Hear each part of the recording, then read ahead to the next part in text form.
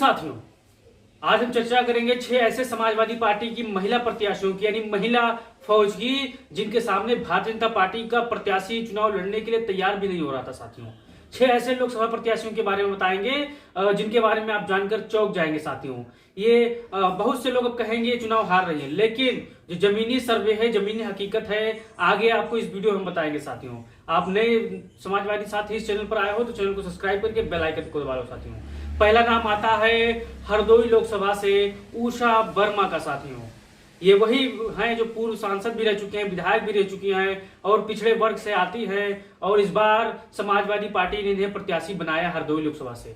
बहुत ही शानदार तरीके से चुनाव लड़ रही हैं और लगातार जनता के सुख दुख में ये शामिल हो रही हैं। इंटरनल सर्वे जो भारतीय जनता पार्टी का है, उनमें ये समाजवादी पार्टी के खाते में सीट जाती हुई नजर आ रही है। साथियों, क्योंकि ये खुद बहुत ही शानदार तरीके से प्रतिनिधित्व करती आ रही है। साथियों, अखिलेश दूसरे नंबर पर। साथियों, इकरा हसन कैराना लोकसभा क्षेत्र से आती हैं, पढ़ी लिखी हैं, शानदार तरीके से लोगों से मुखातिब होती हैं और लगातार इनकी चर्चा पूरे प्रदेश में है। साथियों, जहां लड़ रही है वहां नहीं, पूरे प्रदेश में इनकी चर्चा है, क्योंकि 2022 के चुनाव में अपने भाई के लिए दरवाजे दरवाजे, गांव गांव, शहर शहर जाकर वोट मांगे थे। अपने भाई को जिता दिया था 2022 के चुनाव में। साथियों, इनके भाई उस समय जेल में बंद थे, लेकिन इन्होंने संघर्ष किया, मेहनत की, खुद के दम पे अपने भाई को चुनाव जितवा दिया। साथियों, इकरा हसन ये भी बहुत ही मजबूत प्रत्याशी है समाजवादी पार्टी की और बहुत ही शानदार तरीके से भी चुनाव लड़ रही है। साथियों, फिर तीसरा नाम आता है गोंडा लोकसभा से श्रेया वर्मा का। साथियों, अब कुछ हमारे गोंडा के साथी कहेंगे कि ये तो चुनाव हार रही है।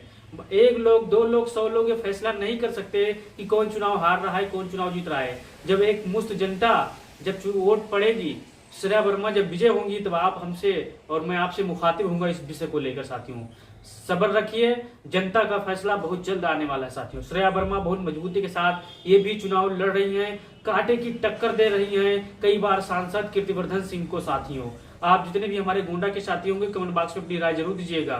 फिर आता है काजल निषाद का। साथियों, मेयर का चुनाव लड़ा और पता नहीं कौन कौन चुनाव लड़ा, लेकिन हार नसीब हुई। साथियों, लेकिन एक बार फिर से इन पर अखिलेश यादव ने इन पर भरोसा जताया। साथियों, मेयर के चुनाव में जिस हिसाब से धांधली हुई थी, आप सब ने देखा था किस प्रकार से वोटों की संख्या बढ़ा दी गई थी। साथियों, लेकिन समाजवादी पार्टी ने एक बार फिर से काजल निषाद को मौका दिया है। साथियों, कि जाओ लड़ो, चुनाव जीत के आओ।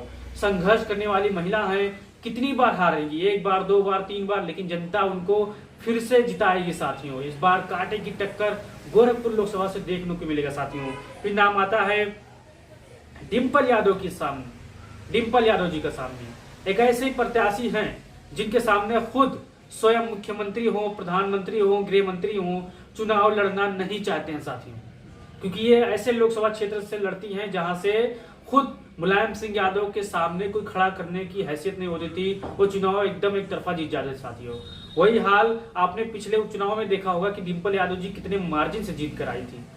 फिर इस बार मैनपुरी की जनता नेताजी के आदर्शों पर चलने वाली डिम्पल यादव जी को इस बार चुनाव जिताने जा रही है, बहुत भारी मतों से सामने। एक रिकॉर्ड बनने जा रहा है, इतिहास रिकॉर्ड बनने जा रहा है। फिर नाम आता है अनु टंडन का। साथियों, अनु टंडन उन्नाव लोकसभा से है और बहुत दिन से तैयारी कर रही हैं, गरीबों, शोषितों, वंचितों, मजलूमों के घर जा रही हैं। अब आप कहेंगे इनके सामने साक्षी महाराज खड़े हैं, कई बार के सांसद खड़े। साथियों, मैं आपको बता दूं हमारे समाजवादी साथी हैं, अनु टंडन के बारे में अपनी राय दीजिएगा, क्योंकि ये बहुत ही शानदार तरीके से चुनाव लड़ रही हैं। जो जमीनी सर्वे है समाजवादी पार्टी का, वहां पर ही नंबर 1 क्लास से लड़ रही है। साथियों, और आने वाले समय में ये शास्त्री महाराज को धूल चटाने का काम करने जा रही है। साथियों, गरीब जनता इनके साथ है, शोषित जनता इनके साथ है, अल्पसंख्यक मुसलमान इनके साथ है, पिछड़ा वर्ग इनके साथ है।